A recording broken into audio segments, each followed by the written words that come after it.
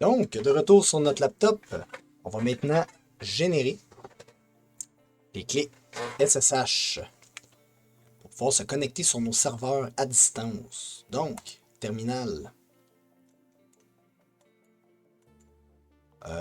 Bon, l'entrée de jeu, je réalise que c'est beaucoup. C'est vraiment beaucoup, mais Linux est un système d'exploitation qui est vraiment extraordinaire. Personnellement, je vous le recommande, puis je peux pas tout vous expliquer de A à Z de ce système d'exploitation-là. Mais par contre, j'espère que j'ai juste suscité un peu de curiosité de votre part. Je vous ai donné plusieurs exemples. Sudo, apt, update, upgrade, des commandes quand même assez simples. Mais si vous voulez plus d'explications sur les commandes existantes, vous pouvez y aller avec man pour manuel, sudo, exemple. Manuel sur sudo. Et vous aurez toutes les explications sur la commande en question. Exemple, apt. Qu'est-ce que c'est apt? Manuel apt. Et vous explique tout sur la commande apt, les descriptions, les options que vous pouvez mettre avec. Donc ça, je vous laisse ça à vous. OK? Ça peut être n'importe quoi. ls. Rendu là, je vais vous laisser faire vos recherches parce que je vais essayer de focuser sur le pool. Puis la construction du node parce que sinon, je vais beaucoup trop m'écarter. Donc, fin de la parenthèse. Donc, pour les clés SSH, vous avez deux choix. Soit c'est du ED 25519 ou des clés RSA qu'on va aller à 4096 bits. Plus de sécurité. L'un autant que l'autre est très sécuritaire, mais moi je vais vous montrer, bon, on va en créer des RSA tout simplement. Les deux sont très bons. Si vous êtes à l'aise, gênez-vous pas à faire l'une ou l'autre. Donc on va maintenant les générer. Donc la commande SSH keygen pour générer les clés, -t pour spécifier la sorte de clé. Je veux une clé RSA de combien de bits? On a dit 4096 bits. C'est parti. Il génère la clé. Est-ce que vous voulez sauvegarder les clés dans le fichier que je ne trouvais pas, qui est .ssh? Donc, oui. Il a créé le directory. Passphrase. Donc, ça, vous n'êtes pas obligé d'en mettre. Mettez-en une. Mettez-en une, puis une passphrase, là, exactement comme dans la crypto, ça peut être 12 mots, 24 mots. Libre à vous. Plus il y en a, mieux c'est. Donc, je vous laisse ça à vous, mais c'est la passphrase qui va vous permettre d'activer votre clé privée. Très important. Si quelqu'un vous vole le fichier ID_RSA, votre clé privée, il aura besoin de cette passphrase-là pour s'en servir. Donc, si vous n'en avez pas, c'est ouvrable par n'importe qui. Je préférerais que vous en ayez une. J'en veux une. Donc,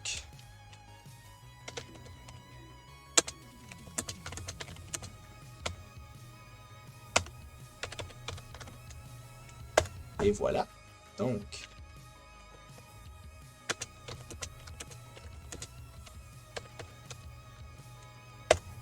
j'ai rentré une passphrase et mes clés sont générées. On va vérifier. Donc, on a le fichier .ssh pour rentrer dedans. cd.ssh. Nous sommes à l'intérieur du dossier. On liste. Et voici mes deux clés. Je vais vous montrer. Voici mes deux clés. ID RSA et ID RSA.public. Donc là, j'ai une clé privée et j'ai une clé publique. Qu'est-ce que ça fait en réalité, les clés SSH? Je vais vous montrer. Bon, je me suis trouvé des petits dessins explicatifs. Donc en gros, ce qu'on a fait ici, on a créé deux clés sur notre laptop. Une clé privée, ID_RSA et ID_RSA.public. Ce qu'on va se trouver à faire, c'est qu'on va envoyer la clé publique dans nos serveurs. OK? Puis à partir de cette clé publique-là, on va créer un tunnel, forme de tunnel encrypté. Donc, toute la communication, information, data qu'on envoie au serveur et qui vient jusqu'à notre laptop va être encryptée avec notre clé privée et décryptée par la clé publique à l'intérieur du serveur. Et quand le serveur a de l'information à nous envoyer, il va l'encrypter avec la clé publique et on va le décrypter de notre côté avec la clé privée. OK? Qu'est-ce que ça veut dire exactement? C'est qu'au moment où on va essayer de se connecter au serveur qui a déjà la clé, lui, il va demander une authentification. OK? Pour s'assurer que c'est nous autres, parce que par la suite, on va désactiver le mot de passe administrateur, donc pour plus de sécurité. C'est un peu l'idée à travers ça. L'authentification de nous, en tant qu'administrateur du serveur, va se faire par entremise de cette clé-là. Donc, ici, j'ai ordinateur local et serveur. La procédure qui se passe en réalité, une fois que la clé est sur le serveur et que je veux me connecter au serveur et en prendre le contrôle par Secure Shell, ce qui se passe en réalité, c'est que on envoie une authentification de la clé. OK. Lui, il vérifie le serveur de son côté avec la clé autorisée publique qu'il a, si c'est bel et bien nous, en envoyant un string à challenger avec lequel on va décrypter avec notre clé privée de notre côté et ensuite envoyer la réponse encryptée au serveur qui, lui, va la décrypter avec la clé publique. Et si tout fonctionne bien et que le message est bien passé et que la réponse est bonne, celle que j'ai envoyée au serveur, l'authentification est faite et la connexion se fait. Une fois que la connexion est faite, tout message que j'envoie au serveur est encrypté, décrypté par sa clé, et tous les messages qu'il m'envoie pour me répondre est tout aussi encrypté avec sa clé à lui, que moi je décrypte avec la clé à moi. Donc, qu'est-ce que ça veut dire? C'est que tous ceux qui pourraient possiblement observer l'information qui circule de l'un à l'autre ne seront pas en mesure de lire les messages ou même de les modifier s'ils ne sont pas en possession de la clé publique ou de la clé privée. Je dirais même plus de la clé privée tout court. Ça devient très compliqué.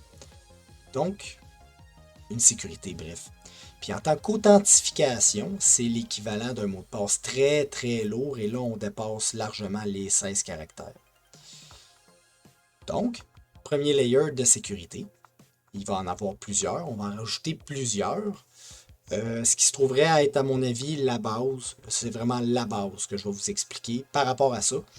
Parce qu'il y a moyen d'être très très beaucoup plus complexe que ça. Puis c'est même conseillé de l'être, mais je ne vais pas trop embarquer là-dessus. Je vais essayer de faire une base solide pour protéger vos serveurs de façon raisonnable, mais je vous invite grandement à vous renseigner sur ce qui est de la sécurité au niveau de Linux, comment mieux améliorer vos murs de feu, vos pare-feux, vous procurer des murs de feu physiques, hardware, très bon. Donc, je ne m'éparpille pas trop là-dessus. C'est un peu comme ça que ça fonctionne. Est-ce que j'avais une autre image? Ouais, cette image-là explique un peu la même pratique. Public et clé privée. On envoie la clé publique et tout simplement, par la suite, le transport se fait de l'un à l'autre de la même façon que je vous ai expliqué. Donc, de retour sur le serveur.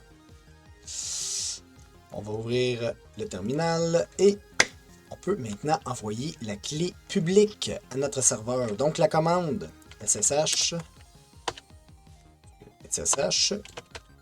copy ID et on va envoyer ça à notre user qui est pool, le nom du user sur le serveur, en commercial pour indiquer l'adresse et l'adresse est le 10.24.15.156 est l'adresse locale de mon serveur. Donc, on envoie la clé publique. Il nous demande êtes-vous sûr que vous voulez vous connecter? Oui. Et on va devoir entrer le mot de passe du serveur. Donc, le mot de passe du serveur qu'on a choisi. Et voilà, la clé est envoyée. À partir de maintenant, on peut se connecter en Secure Shell au serveur en indiquant SSH. Et nous allons entrer pool, qui est le nom d'utilisateur sur le serveur. Et toujours la même adresse, qui est le 10.24.15.156. Dans mon cas à moi. Toujours par le port 22, qui est le port par défaut. On va le changer. Ah! Donc, il me demande la phrase pour utiliser la clé privée qu'on a créée. Donc, j'ai une phrase à rentrer.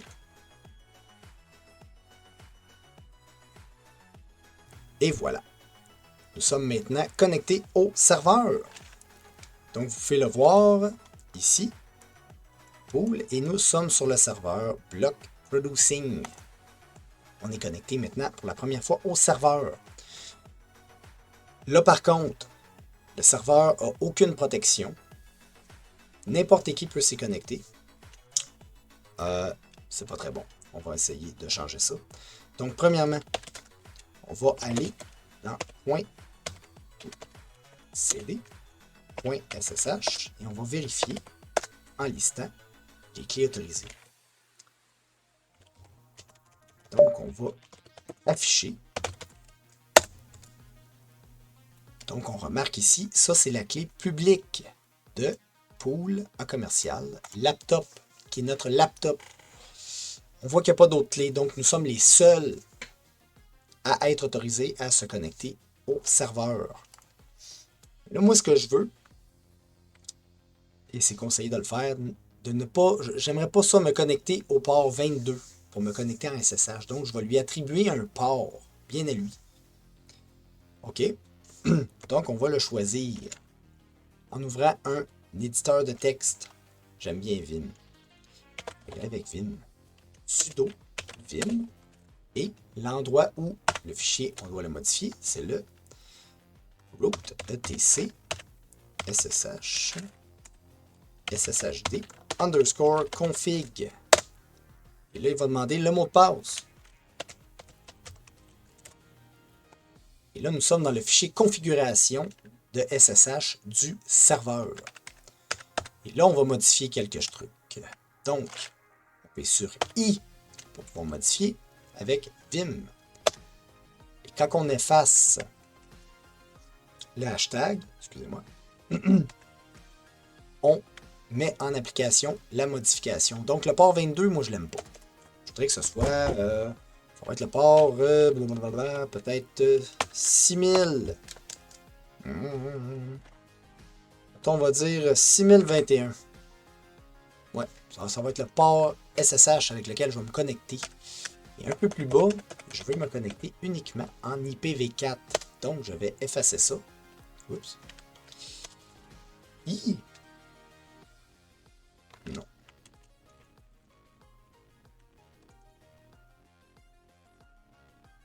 On commence. Fasse l'hashtag. Il va se connecter uniquement en IPv4. On va descendre au plus bas jusqu'aux paramètres. Permit root login. Je ne veux pas me connecter en root. Je veux à chaque fois utiliser un utilisateur. Donc, c'est non. Plus de protection. Et on va désactiver l'authentification par mot de passe. On va écrire non. Donc, la seule authentification qui sera permise pour le moment est celle de notre clé. Donc, voilà. Pour l'instant, on va s'en tenir à ça. Oups. On pèse sur Escape et Shift ZZ pour sauvegarder. Et là, les modifications ne sont pas appliquées. Ce qu'il faut faire, c'est sudo systemctl et on va redémarrer SSH. Voilà. Et je vérifie si c'est bien fait avec journal CTL pour voir les logs-f. Et là, je remarque, oui, vous voyez, ça a été arrêté, redémarré. Il écoute seulement une adresse IPv4 au port 6021. Donc, si je veux me reconnecter avec mon laptop, je vais devoir utiliser le port 6021. C'est pas le port par défaut. Donc, ça cause problème. Je vais me déconnecter. Je vais faire exit. Et là, je ne suis plus connecté au serveur. Mais si j'essaye de réentrer la même commande et de m'y connecter, il ne se passe rien. Connexion refusée. Pourquoi? Parce qu'à partir de maintenant, le serveur écoute les connexions SSH entrantes seulement provenant du port 6021. Donc, c'est moins compliqué. Mentionnez le port -P 6021. Et nous sommes connectés. Mais c'est pas suffisant. Pour moi, c'est pas suffisant. Moi, ce que je veux, c'est que je veux mettre le mur de feu. Donc, sudo UFW. Nous sommes maintenant sur le serveur. On va activer le mur de feu. On passe. Voilà, c'est activé. Sauf que si je me déconnecte à partir de ce moment-là et que j'essaie de me reconnecter, je vais me buter le nez contre le mur de feu qui va bloquer toutes les connexions entrantes. Donc, si je vérifie UFW status numbered.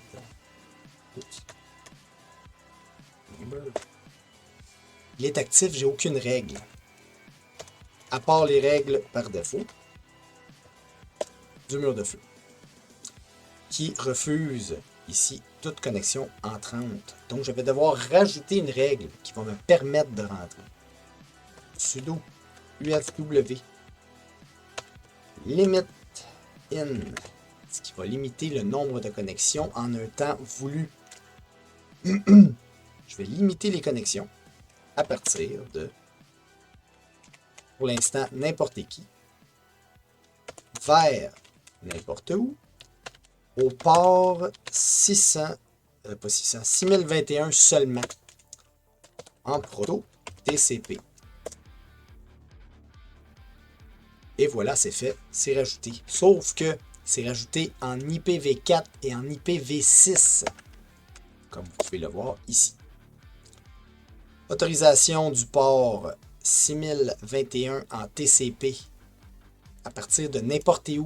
Donc, n'importe quelle adresse IP peut se connecter au port 6021 si et seulement si il a la bonne clé avec lui, ce qui est le cas uniquement pour notre laptop. Même chose pour IPv6, mais moi j'ai pas besoin d'IPv6 en ce moment. Donc ce que je vais faire, c'est sudo UFW et on va effacer la règle 2. Voulez-vous l'effacer? Oui. Donc, le seul moyen en ce moment de se connecter à notre serveur est par entremise d'une connexion IPv4 avec une adresse IPv4 au port 6021. Est-ce que c'est suffisant? Non. L'idéal, c'est lorsque vous mentionnez cette règle, sudo UFW limit in à partir de, j'ai mis any. Mais en réalité, la bonne chose à faire, c'est de mettre l'adresse IP locale de votre serveur, qui est 10. De votre laptop, excusez-moi, 10.0.2.15 dans le cas du mien. Vers n'importe où à l'intérieur du serveur, mentionnant le port 6021 en proto TCP. Ça, c'est un exemple de la bonne règle que vous devriez mettre. Donc, comme ça, par défaut, si vous voulez vous connecter au port 6021 de votre serveur, vous devez 1. Avoir la bonne adresse IP obligatoirement, qui est celle de votre laptop. Et 2. Vous devez d'avoir la clé SSH, puisque l'authentification par mot de passe est désactivée. Premier layer de sécurité. Pour les fins de formation, je vais laisser ça tel quel. Ça va être plus simple. Pour moi. Donc, pour vous, c'est différent. OK. On peut maintenant se connecter. On est connecté au serveur. On passe à la prochaine étape. Donc, prochaine étape. 2 choses. Je vais vous montrer un SSH qu'on peut faire, étant donné que Linux est une plateforme qui permet plusieurs utilisations, plusieurs users, plusieurs connexions. Si on écrit de la commande who, on remarque 2 connexions. Mon serveur qui est allumé par défaut sur la première interface et ma connexion au même serveur, ici, qui est en SSH. Ce que ça veut dire, c'est que je peux amener dans mon desktop la fenêtre sur le côté, ouvrir CTRL-ALT-T, un deuxième terminal, et connecter. On va voir SSH pool at 10.24.15.156 de mémoire, le port 6021. On peut connecter 2 terminals, même plusieurs, mais 2 c'est bien. Pourquoi faire ça? Parce que sur le premier terminal, j'aimerais bien regarder les logs. Journal CTL-F et j'ai mes logs en temps réel. Pourquoi faire ça? Parce que ça va être pratique pour vous expliquer plus tard ce qui se passe en réalité avec les logs. Les logs, qu'est-ce que ça fait? Tout ce que vous faites, si vous rentrez une commande quelconque, n'importe quelle, vous faites une action, ça va apparaître dans vos logs, incluant celle d'une possible personne ou quelqu'un qui pourrait faire du mal à votre serveur. Bref, les logs, c'est très important pour tout ce qui est troubleshooting,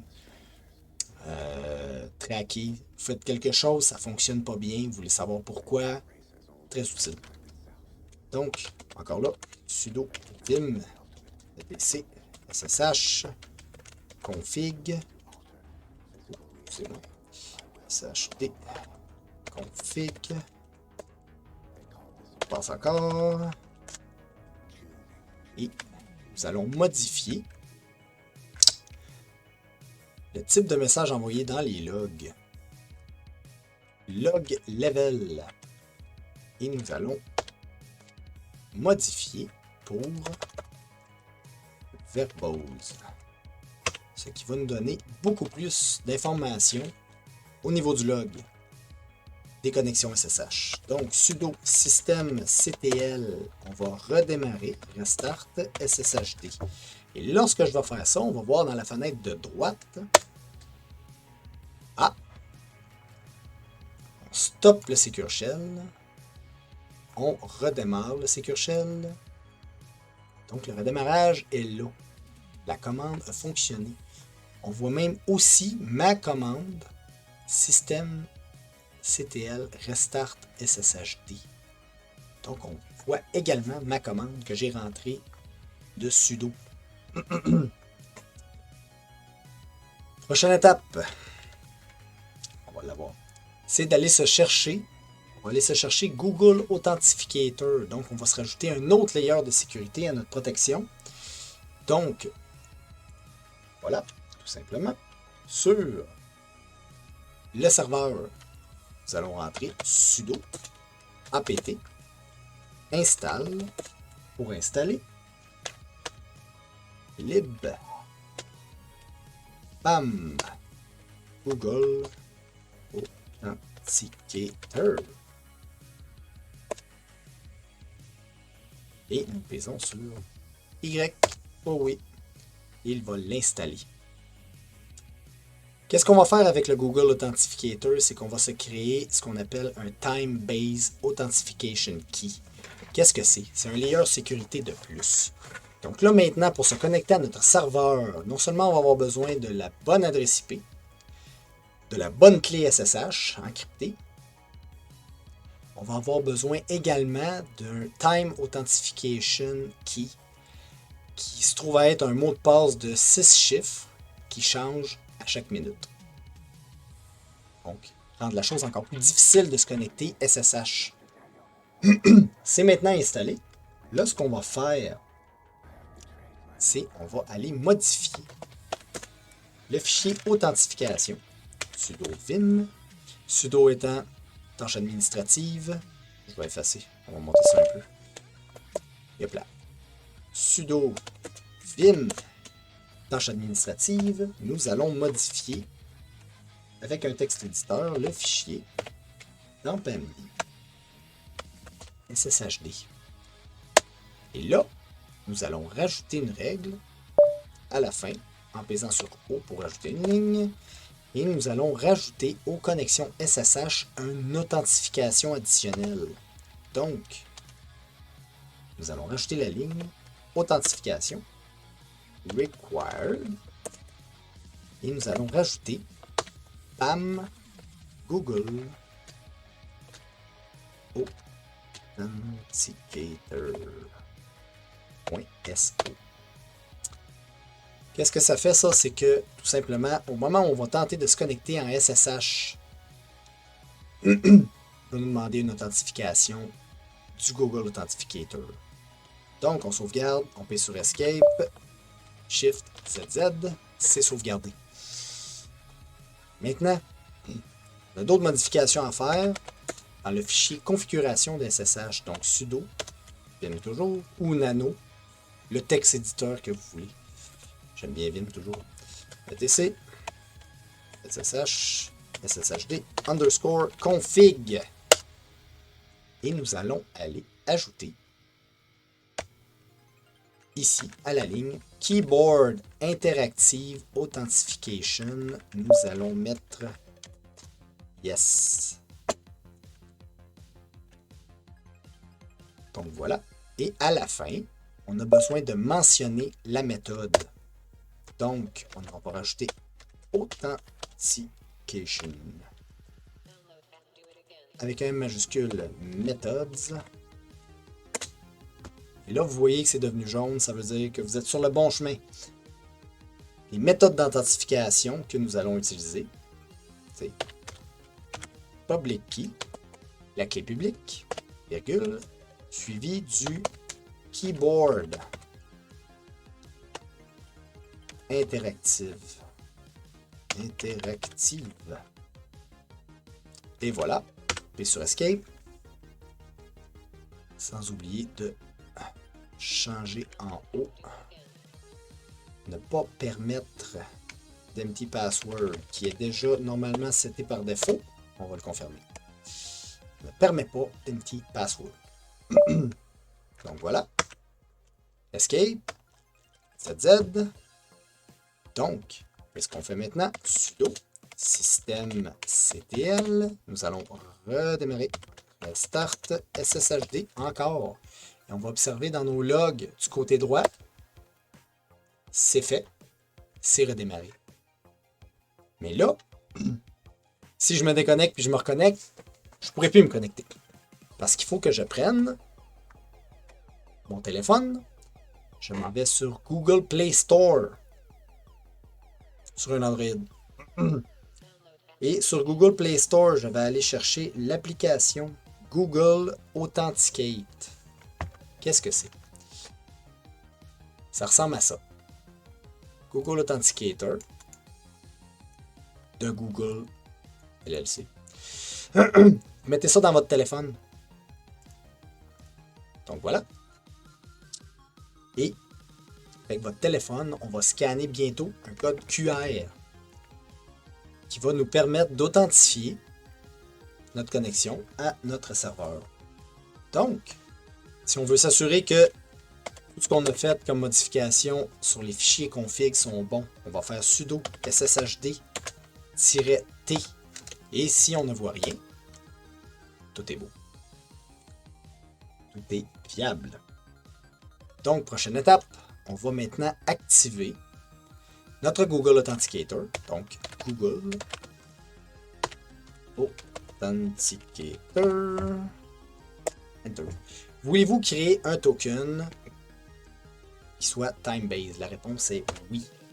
Et là, préparez-vous, vous ouvrez sur votre téléphone votre authentificator et vous pèsez sur le petit plus et vous faites scanner un code QR. Et là, vous pèsez sur Enter et vous voyez le code QR. Donc, je le scanne et voilà, maintenant, je vois mon serveur avec son petit code sur mon téléphone. Et en bas de la ligne, ils vont vous demander c'est quoi ce code-là. Donc, j'ai un code de 6 chiffres à rentrer. Je vais le rentrer. Dans mon cas, c'est 163420. Je pèse sur Enter. Voulez-vous sauvegarder tout ça d'un point Google Authenticator? La réponse est oui. Est-ce que vous voulez ne pas permettre plusieurs authentifications dans du 30 secondes? Oui. Pour une protection. Par défaut, est-ce que vous voulez permettre un temps comme de rédemption, si on veut, de 4 minutes? Ça, je fais non.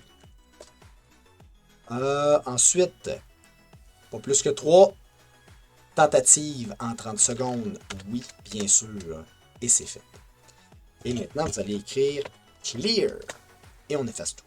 Vous avez maintenant une authentification à double facteur sur votre téléphone Google Authenticator. Il y en a plusieurs autres. J'ai choisi Google parce que c'est, à mon sens, le plus simple pour ce tutoriel.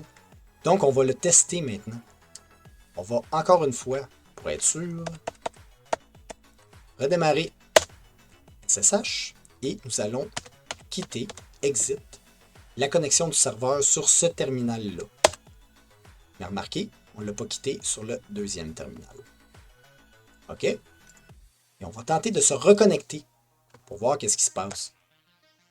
Donc, la connexion, SSH, pool, l'adresse IP, le numéro de port, Enter. Oh! Quel est le mot de passe administrateur du serveur? Donc, je vais le rentrer. Enter. Et là, il demande le code de vérification de votre Google Authenticate sur votre téléphone. Donc, vous regardez le code de 6 chiffres et vous le rentrez. Enter. Et nous sommes connectés. Pourquoi j'ai fait ça? Parce que je veux vous montrer. Ici. Vous voyez en verbose tout ce qui s'est produit avec la connexion à partir du moment où j'ai redémarré. Il a redémarré. Il écoute le port IPv4. Bon, le port IPv4, connexion IPv4 du port 6021. Ensuite, ici, on remarque tentative de connexion du laptop. Ensuite, on voit clé RSA acceptée. Donc, la clé utilisée dans la première étape de l'authentification a fonctionné. Ensuite, deuxième étape, rentrer le mot de passe, ça a fonctionné aussi. Et ensuite, le PAM a été ouvert. Tout est beau. Nous nous sommes connectés à notre serveur. Advenant le fait que ça ne fonctionne pas, ça va être également mentionné. Je pourrais le tenter de le faire, mais je crois que vous comprenez un peu le principe. On va l'essayer. Exit. Je me connecte. Mot de passe. C'est pas ça le mot de passe. Regardez. Erreur PAM. Authentification failure en rouge. Donc, j'ai un log qui m'indique une tentative échouée de connexion. Ces logs-là vont être très importantes pour votre pool. Ces logs-là et plusieurs autres. Les tentatives échouées, c'est pas forcément dangereux, mais ça implique qu'il y a quelque chose qui se passe. Quelqu'un essaye de rentrer et c'est, à l'occurrence, pas forcément vous.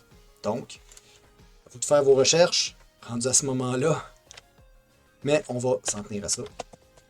Le tutoriel, je m'écarte encore. Connexion. Mot de passe. Time Authentication Key.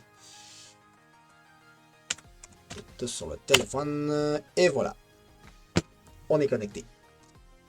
Donc, maintenant vous avez une clé SSH, une authentification qui permet une seule adresse IP, un Time-Based Authentication Key complexe qui change aux minutes, et un mot de passe administrateur complexe, je l'espère, que vous avez seté pour votre connexion, incluant aussi une passphrase pour votre clé privée SSH qui vous permet de vous connecter au serveur.